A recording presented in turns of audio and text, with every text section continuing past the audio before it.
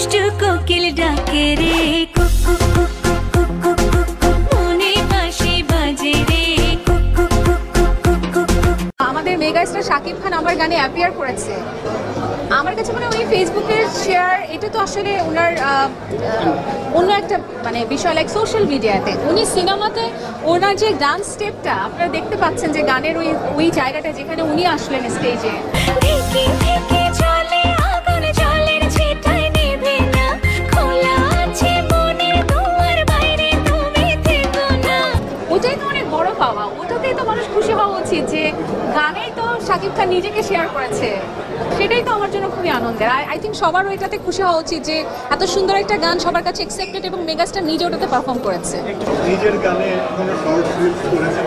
হ্যাঁ করেছি, প্রথমেই করেছি যখন আসলে ট্রেলারের যেই ক্লিপিংসটা দিয়ে টিকটক হচ্ছিল বা রিলস হচ্ছিল, ওটা করেছি। আমাদের মেগাস্টার শাকিব খানের যে ডায়লগটা, যে আমার কোনো মানুষ ভালো লাগে না বাট তোমারে ভালো লাগছে কারণ তুমি পড়ি, ওটা দিয়ে আমি করেছি। সব গানের জন্যই যখন সফলতা আসে তখন ভালো লাগে।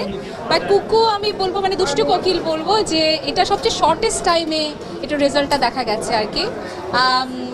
হিট সাথে মানে আমি বলতে পারি যে ইটস ভাইরাল নাও।